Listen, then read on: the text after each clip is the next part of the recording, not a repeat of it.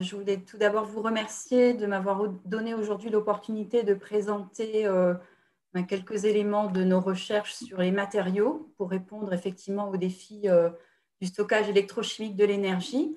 Donc, je suis chercheur CNRS à l'ICMCB, dont les 3 tutelles sont le CNRS, l'Université de Bordeaux et Bordeaux INP. Donc, en quelques mots, je vais vous présenter les activités du groupe de recherche énergie, matériaux et batteries très rapidement. Nous sommes une trentaine de personnes dans ce groupe et nous sommes chimistes du solide et également des électrochimistes de l'état solide. Nous développons effectivement des nouveaux matériaux, également des outils de caractérisation et notamment nous couplons beaucoup la diffraction, la microscopie et la spectroscopie, notamment RMN, également associés à des calculs théoriques. Tout ceci pour développer des mécanismes optimisés dans différents systèmes électrochimiques que sont les batteries, qui peuvent être des batteries alcalines, des batteries lithium-ion, sodium-ion, des batteries tout solides et des supercondensateurs hybrides. Et en fait, comme vous pouvez le voir ici, nous avons différentes expertises, autant au niveau des matériaux, de leur forme, poudre, couches minces, cristaux et de leurs propriétés.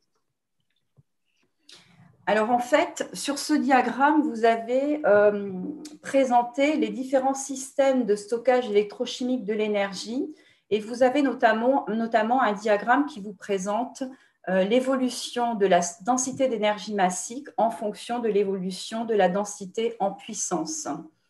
En fait, dans notre groupe, nous travaillons sur ces différents systèmes ici qui se placent pour certains d'entre eux, donc les batteries à haute densité d'énergie, et donc on associe une haute densité d'énergie à une autonomie croissante du système.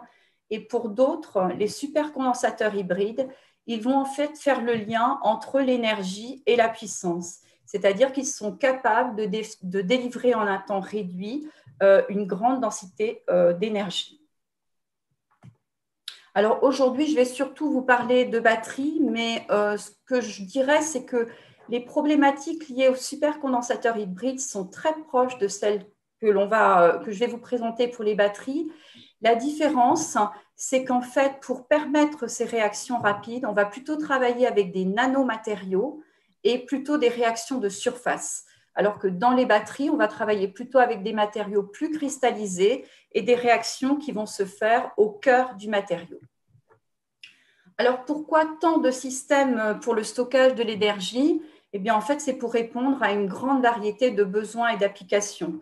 Le développement des batteries a permis, comme vous le savez, le développement de tout ce qui est électronique portable. Mais aujourd'hui, avec, je dirais, l'augmentation des performances de ces batteries et de ces supercondensateurs, on a pu petit à petit envisager d'autres applications, notamment bien sûr celles en lien avec le véhicule électrique, le transport, mais aussi tout ce qui est stockage des énergies renouvelables. Alors après plus de 30 ans de recherche sur ces batteries lithium-ion par exemple, il reste encore de nombreux défis à relever sur tous ces systèmes batteries et supercondensateurs. Et notamment, pour plus d'autonomie, on veut évidemment plus d'énergie. Mais plus d'énergie, ça veut dire aussi se soucier de plus en plus de la sécurité. Ça veut dire également se soucier bien sûr de la durée de vie des systèmes, mais également de l'abondance et de la durabilité des éléments chimiques qui vont les constituer. Alors, comme vous le savez, la batterie lithium-ion a été récompensée par le prix Nobel de chimie en 2019. Et donc, c'est une batterie, c'est un système, comme je le disais, qui a été développé il y a 30 ans maintenant, notamment par ces 3 personnes, John Goodenough, Stanley Whittingham et Akira Yoshino. Mais c'est toujours un système qui est à l'origine de recherches innovantes. Alors, en quelques mots, qu'est-ce qu'une batterie lithium-ion? Une batterie lithium-ion est constituée d'un électrolyte organique qui va contenir un sel de lithium, et donc c'est un conducteur ionique qui va permettre la mobilité du lithium entre 2 électrodes, ici l'anode et ici la cathode. Et en fait, les 2 matériaux d'électrode dans la batterie lithium-ion sont aujourd'hui des matériaux inorganiques, donc un matériau carboné à la négative et un matériau oxyde à la positive. Et ces 2 matériaux vont être des conducteurs mixtes qui vont permettre en fait d'assurer le mouvement du lithium par des réactions d'insertion et de désintercalation du lithium dans ces matériaux ici, que vous voyez aux 2 électrodes, et qui sont compensées par des réactions redox. Donc, vous voyez ici dans ces équations, notamment celle-ci, eh bien, on va oxyder et réduire le métal de transition, par exemple le cobalt ici. Alors, en fait, au-delà du matériau, un matériau d'électrode, c'est, je dirais, un composite complexe, puisque vous avez ici le matériau actif, mais vous avez aussi, pour constituer l'électrode de la batterie, un additif carboné, un liant polymère, et tout ceci sont étalés sur un collecteur de courant qui va permettre d'amener les électrons. Et en fait, l'électrode, au-delà du matériau, c'est une série de défis, puisque vous devez à la fois maîtriser la chimie du matériau lorsque vous le faites, mais également sa stabilité sur le long terme. Stabilité structurale, stabilité chimique, par exemple vis-à-vis de la dissolution, stabilité de son interface avec l'électrolyte organique, et notamment vis-à-vis de la formation de fissures, puisque plus vous allez faire des fissures dans votre matériau actif ici, plus vous allez libérer de la surface de contact avec l'électrolyte et plus vous allez avoir des réactions qui vont être irréversibles et à l'origine du vieillissement de la batterie. Cette électrode, vous allez vouloir également maîtriser sa cohésion et notamment les variations de volume autour de la charge et de la décharge d'une batterie pour également assurer sa durée de vie. Donc, comme vous le voyez, une recherche matériaux avec de nombreux défis. En fait, en réponse à ces défis, eh bien, au fil, je dirais, de ces années, nous avons développé, nous avons étudié, proposé des nouveaux matériaux et développé des matériaux qui sont alors en partenariat avec différents acteurs, industriels ou EPIX, comme vous pouvez le voir ici. Et ces matériaux qui, aujourd'hui, pour tout ceci, sont dans des batteries commerciales. Vous avez ici différents oxydes, phosphates, qui vont présenter différentes propriétés. En fait, depuis la première batterie mise sur le marché par Sony en 90, on a effectivement eu besoin d'aller vers plus de sécurité dans les matériaux et donc développer dans les batteries et donc développer des nouveaux matériaux. Aujourd'hui, on veut aller vers plus de densité d'énergie et vers des matériaux plus écologiques et durables. Donc, tout ceci demande encore un développement matériaux. Je vous ai parlé tout à l'heure de ce mouvement de lithium qui était compensé par des réactions redox. Au niveau du matériau de positive, jusque-là, c'était vraiment exclusivement du redox lié au métal de transition, au cation. Pour augmenter la densité d'énergie, récemment, on a mis en jeu, on a proposé des nouveaux matériaux qui combinent à la fois le redox, du métal de transition, donc cationique, et de l'anion, donc par exemple l'oxygène. Alors en fait, ce sont des matériaux, les matériaux que vous avez actuellement dans vos batteries, ce sont ceux-ci. Ce sont des matériaux, des oxydes lamellaires très conventionnels. Vous avez ici une structure en feuillet et entre ces feuillets, vous êtes capable d'insérer et de désinsérer le lithium. Ces matériaux, vous avez l'échange de 1 lithium par unité formulaire et par métal de transition. Et vous avez, pour compenser ce mouvement de lithium, l'oxydation du cobalt. Vous voyez ici que nous avons proposé de faire évoluer ces matériaux en passant à cette chimie plus complexe. Vous avez ici une structure plus complexe avec notamment du lithium, là où précédemment vous aviez des cations. Et ceci se traduit par l'élaboration de matériaux qui vont être plus riches en lithium et moins riches en métal. Et nous avons montré pour la première fois qu'en fait, nous étions capables de faire participer l'oxygène et l'anion à la compensation du mouvement du lithium dans ces matériaux. Et donc, nous avions en fait la capacité d'échanger plus d'1 lithium par métal de transition et donc d'augmenter l'énergie de ces systèmes. Alors en fait, ici, je résume un petit peu l'évolution de 20 ans de recherche sur ces matériaux dits oxydes lamellaires. Et je vous montre comment le chimiste du solide, en jouant sur la synthèse, La composition des matériaux, vous voyez ici du cobalt, du nickel, du manganèse, de l'aluminium. En jouant sur la stoichiométrie de ces matériaux, sur les défauts présents dans ces matériaux et donc sur leur structure, on est vraiment capable de jouer sur les mécanismes, bien sûr mis en jeu, mais aussi à long terme lors du vieillissement de la batterie, et d'optimiser les performances. Comme le montre par exemple ici, en noir, ce système assuré, vous voyez qu'on est passé d'une densité d'énergie pour LiCO2 de 500 Wh par kilo aux nouveaux matériaux proposés qui sont riches en lithium, qui font jouer le cation et l'anion à une capacité doublée de 1000 Wh par kilo.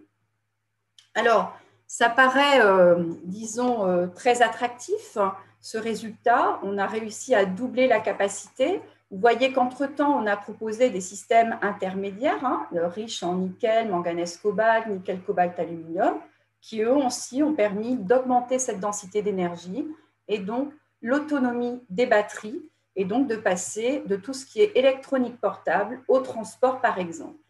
Alors néanmoins, ces matériaux ne sont pas encore dans les batteries parce qu'ils présentent certains inconvénients qui ont pour l'instant, disons, retardé au moins ou exclu son développement dans les batteries. Donc, nous avons effectivement montré que nous avions une combinaison de la participation de l'anion et de l'oxygène à ces réactions, mais néanmoins une chute de potentiel au cours du cyclage et donc une diminution de l'énergie au cours du cyclage. En utilisant en fait la microscopie, par exemple, nous avons été capables de montrer que ces matériaux d'électrode, ici ces grains, eh bien, vous voyez, lorsqu'ils fonctionnent lors de la charge de la batterie et de la décharge, au cœur du matériau, on a un système qui est très, très stable, qui est comparable à ce que l'on a lorsque l'on réalise initialement la synthèse du matériau. Il n'y a pas du tout de vieillissement de ce matériau. Par contre, à sa surface ici, vous voyez un vieillissement du matériau et notamment une réorganisation des ions au sein de la structure. Et ceci est en lien avec cette activation de l'oxygène et notamment une perte d'oxygène au cours du fonctionnement de ce matériau et une transformation irréversible du matériau. Donc, la compréhension de ce mécanisme de vieillissement a été identifiée pour la première fois dans notre groupe et elle a permis en fait de comprendre les mécanismes mis en jeu et de proposer d'autres matériaux comparables à ceux-là et plus stables. Notamment, des collègues théoriciens ont montré qu'en jouant sur la structure du matériau et sur la composition en métal de ce matériau, donc toujours sur la chimie, on est capable en fait de faire évoluer la structure électronique des matériaux. Ici, vous avez représenté la structure électronique et notamment les niveaux électroniques liés au métal de transition et à l'oxygène. Lorsque vous êtes dans un matériau classique, c'est le métal de transition qui va, comme je vous l'ai dit, compenser le mouvement du lithium par l'oxydation et la réduction. Ce système est très stable. Lorsque vous êtes dans un système avec perte d'oxygène, comme je mentionnais, eh bien, en fait, ce sont les niveaux antiliants de l'oxygène qui vont participer au redox et compenser ce mouvement du lithium du matériau et qui vont amener à des générations de gaz dans la batterie. Donc, vous comprendrez que ce sont des phénomènes irréversibles que nous ne souhaitons pas. Et donc, en fait, on a pu montrer par la théorie qu'il était possible, en jouant sur la nature du métal, sur la composition des matériaux, de stabiliser en fait la combinaison de la participation du cation et de l'anion en stabilisant des matériaux qui vont subir de fortes distorsions, des liaisons oxygène-oxygène raccourcies, mais qui sont réversibles et qui vont donc permettre de développer des matériaux stables. Alors ici, je ne rentrerai pas dans les détails, mais c'est juste pour vous montrer qu'il y a eu un grand travail de chimistes du solide pour vraiment varier la composition en lithium et en oxygène dans ces matériaux. Et on augmente ce rapport lithium sur métal, ce rapport oxygène sur métal. Comme vous le voyez aussi, on passe de structures lamellaires à des structures même 0D, en fait, qui vont toutes montrer l'activation du métal et de l'anion. Et on va pouvoir ainsi développer des performances vraiment différentes en fonction de la composition de matériaux. Et comme vous le voyez ici, les matériaux que je présentais tout à l'heure avec assez peu de réversibilité, seulement 87% sur la durée, eh bien, on est parvenu à stabiliser de plus en plus ces matériaux et à proposer des matériaux très stables. Alors ici, ce sont des matériaux qui sont des oxydes. Et dans le groupe, nous avons démontré récemment qu'en fait, en jouant sur des matériaux sulfure, de type sulfure, qui présentent vraiment les mêmes structures que celles que je vous ai présentées, et en jouant également sur la composition en lithium et en métal, on parvenait en fait à jouer sur la quantité de lithium échangée au cours de la réaction et surtout sur la réversibilité de ces réactions. Et notamment, ce matériau ici est très intéressant pour la batterie parce qu'il implique forte stabilité, grande durée de vie et grande densité d'énergie, notamment pour des batteries tout solides. Alors, pourquoi je vous parle de batteries tout solides? Parce qu'effectivement, aujourd'hui, le grand défi, comme je vous l'ai dit, c'est d'aller vers plus de densité d'énergie. Et donc, de combiner notre expertise matériaux pour batterie lithium-ion en électrolytes liquides, organiques, et qui sont à l'origine en fait de génération de gaz dans l'accumulateur dès qu'on a un échauffement local par exemple, et donc à l'origine d'insécurité de la batterie. Et on va combiner également notre connaissance des matériaux pour les micro-batteries tout solides, qui est vraiment une expertise que nous avons dans le groupe également depuis une trentaine d'années. Vous avez ici l'exemple d'une micro-batterie de 10 micromètres d'épaisseur.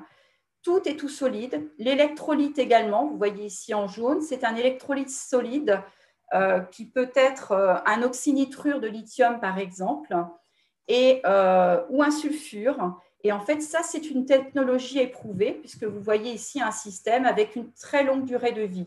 Donc, c'est une micro-source d'énergie qui est utilisée dans les systèmes électroniques.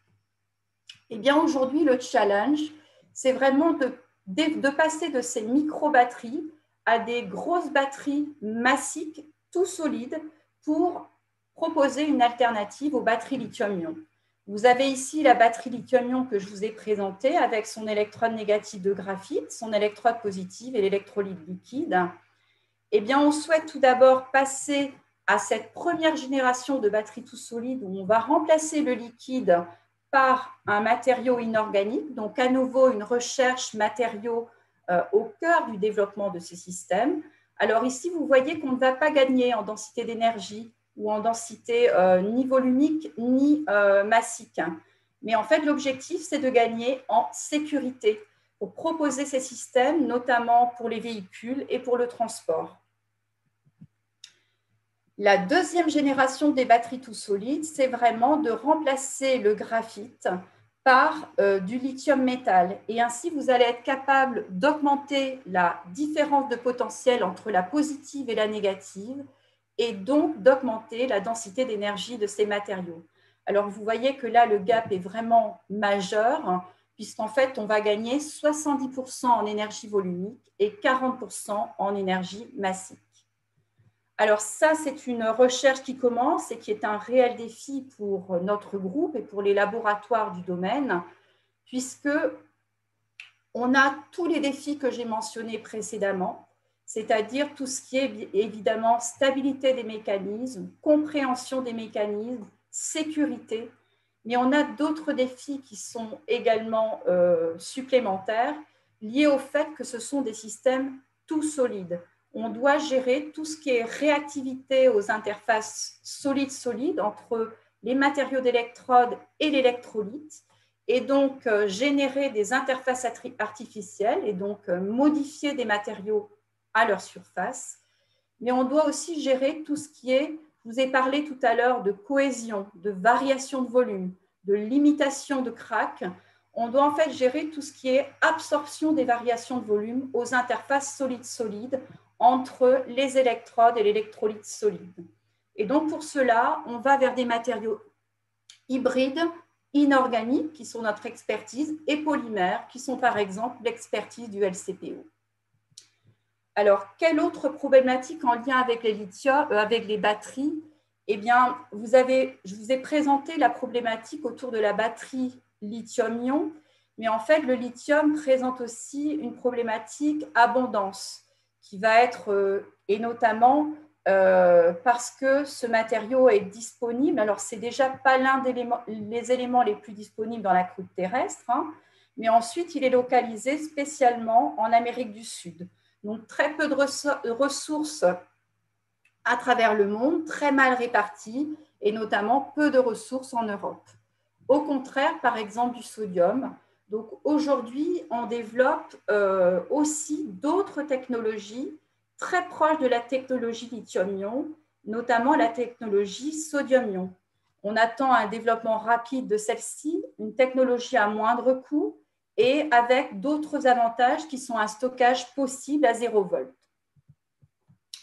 Alors là, je ne vais pas rentrer dans les détails des différents matériaux, c'est juste pour vous dire que cette technologie est en pleine émergence et en fait, les matériaux, la culture, je dirais, des matériaux, la connaissance que nous avons acquise sur les matériaux lithium-ion, eh bien, nous la transposons aux matériaux sodium-ion et nous avons des connaissances sur ces matériaux depuis déjà de nombreuses années. Notamment, c'est une recherche qui a été développée il y a plus de 30 ans par notre collègue Claude Delmas sur les oxydes lamellaires, mais aussi sur les polyanions. Et ce sont des recherches que nous poursuivons. Nous avons également récemment développé largement des recherches sur les batteries, sur ce matériau-là, que j'appellerai NVPF dans la suite. Alors, c'est un nouveau matériau polyanionique. Vous voyez que l'on peut diffuser le lithium à travers des canaux, cette fois, non plus des plans, comme je vous l'ai montré tout à l'heure. Et en fait, ce matériau a la particularité d'être très stable et de permettre de délivrer de l'énergie à haute puissance. Alors ici, juste pour illustrer comment le chimiste du solide a amené le développement de ce matériau, en fait, en jouant vraiment sur le contrôle de la chimie et notamment sur le contrôle de taux d'oxygène dans ce matériau, qui peut être suivi notamment par la RMN du solide, qui est l'une de nos expertises développées dans le groupe, notamment en combinant tout ce qui est calcul théorique. Eh bien, nous avons été capables de vraiment de contrôler le matériau pour contrôler la signature électrochimique de ce matériau et pour proposer un matériau très performant pour l'application sodium-ion. Nous sommes également capables de développer des outils pour suivre la réaction au cœur de la batterie, par diffraction, par spectroscopie, en température, à des régimes de charge variables. Ce sont des développements que nous faisons en collaboration avec les grands instruments et avec nos collègues du LRCS à Amiens, que nous faisons dans des piles-boutons, par exemple, ou dans des cellules dédiées. Et comme vous pouvez voir, nous suivons vraiment ce qui se passe dans la batterie. Ici, ce sont des diagrammes X. Ici, c'est l'évolution des degrés d'oxydation du métal au cours de la désinsertion et de la réinsertion du sodium dans la batterie. La compréhension de ces mécanismes nous a permis de proposer un matériau qui aujourd'hui fait l'objet de développement au niveau prototypage. Ils ont été développés par nos collègues du CEA dans des prototypes de type énergie à 75 Wh par kilo, longue durée de vie, comme vous voyez ici, à des régimes rapides de 1C, c'est-à-dire une charge en 1 heure, ou encore à des régimes encore plus rapides, des charges par exemple de 6 minutes avec des performances maintenues à plus de 80% de celles développées par un système énergie. Ce système est aujourd'hui en développement par une start-up, Tiamat, qui a été lancée en 2017 et donc qui bénéficie d'une partie des recherches réalisées dans notre groupe. Donc pour conclure, je dirais que la recherche matériaux est toujours au cœur des développements de nouvelles batteries, que ce soit lithium-ion.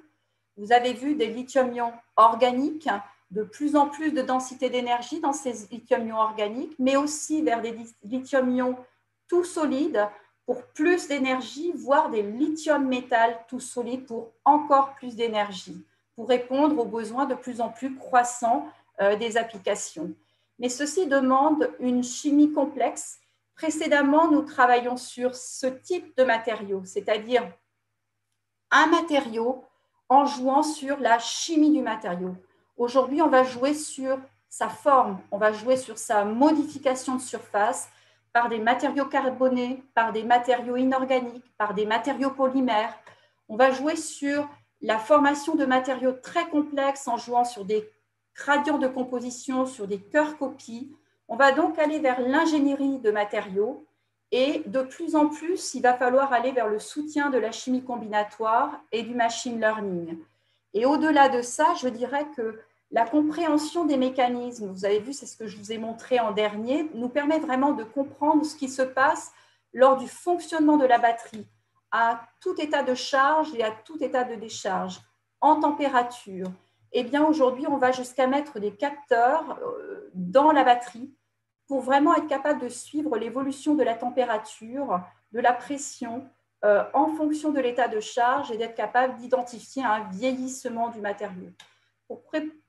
Pour proposer en fait des réparations, des retardissements de ce vieillissement pour augmenter la durée de vie de la batterie avant d'aller bien sûr vers le recyclage des matériaux.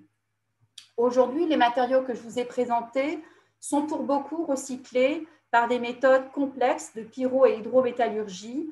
Aujourd'hui, on veut aller vers des développements de recyclage direct, c'est-à-dire régénérer le matériau sans avoir à le défaire complètement et à le refaire depuis le début, et aller vers l'éco-conception des batteries pour les désassembler et les recycler plus facilement. Donc, notre groupe et d'autres groupes de l'ICMCB sont également investis dans toute cette démarche globale. Donc, je voulais vous remercier pour votre attention et remercier également tous les collègues investis dans cette recherche au quotidien et bien sûr nos soutiens, les réseaux, notamment RS2E et Alistor et tous nos partenaires industriels et financiers. Je vous remercie pour votre attention.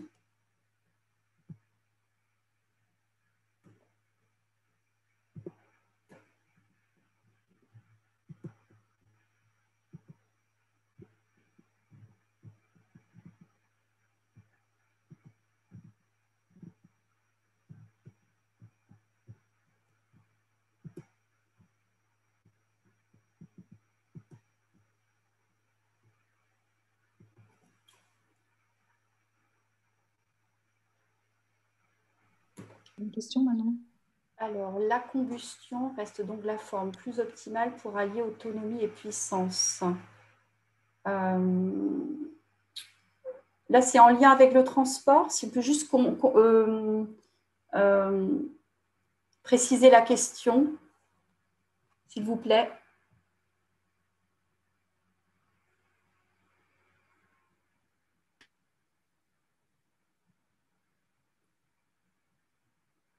Je pense que c'est en lien avec le véhicule. Hein. C'est juste… alors, en fait, si je peux juste répondre à ça, aujourd'hui, je dirais qu'un… Enfin, j'espère que c'est en lien avec le transport. Si c'est en lien avec le transport, non, une batterie, aujourd'hui, une batterie lithium-ion offre quand même aussi d'excellentes performances en puissance, puisque si vous avez déjà essayé un véhicule électrique, vous êtes capable d'avoir une bonne allure avec votre véhicule, mais c'est toujours effectivement un compromis entre l'autonomie et la puissance. Mais disons une batterie offre quand même une bonne capacité en puissance. Après, c'est plutôt la puissance va jouer dans des systèmes qui vont être plutôt, si vous voulez, des systèmes d'urgence. Ouvrir en urgence des portes d'avion, par exemple. Là, on va avoir beaucoup besoin d'énergie dans un temps très réduit, de l'ordre de quelques secondes ou quelques minutes. Eh bien, en fait, vous avez dans ce cas-là, effectivement, besoin plutôt de supercondensateurs.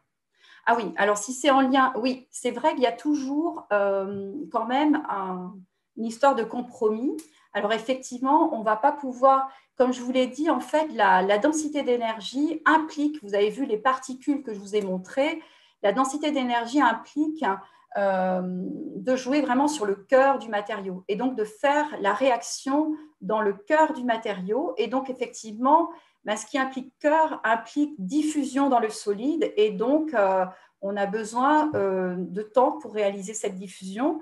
Alors qu'effectivement, quand on va vouloir une réaction rapide, on va jouer sur la surface des particules pour que cette réaction puisse être rapide et les échanges d'ions rapides, réaction redox rapide en surface du matériau.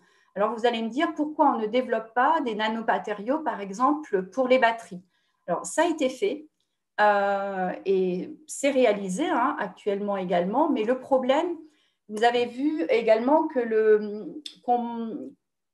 pour augmenter l'énergie d'un système, on est obligé d'augmenter la fenêtre de potentiel et d'aller vers des potentiels de plus en plus élevés pour gagner, vous avez vu cette R sous la courbe, pour l'augmenter.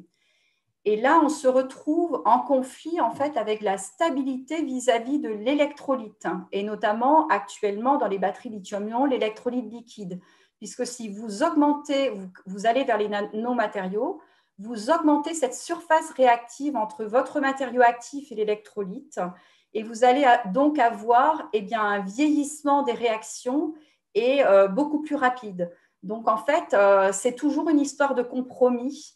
Vous voyez le phosphate que je vous ai présenté, dont vous avez peut-être déjà entendu parler, ce matériau lithium fer phosphate. Lui, c'est un matériau, on le dit nanomatériau, mais en fait, c'est un matériau avec des particules de l'ordre de 50 à 70 nanomètres de diamètre. Et il est protégé par un coating de carbone qui fait qu'on va pouvoir réaliser, c'est un très bon compromis entre puissance et énergie. Mais après, si on veut plus d'énergie, on est obligé d'aller vers d'autres systèmes qui sont plutôt les oxydes que je vous ai présentés.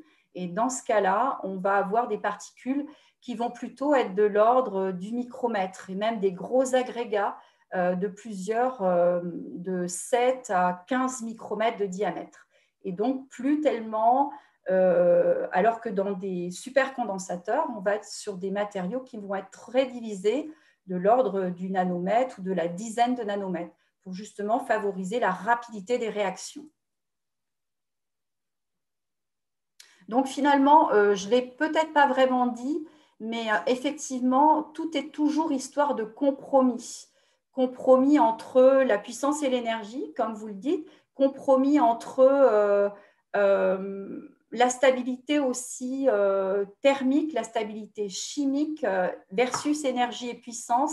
C'est toujours effectivement une histoire de compromis.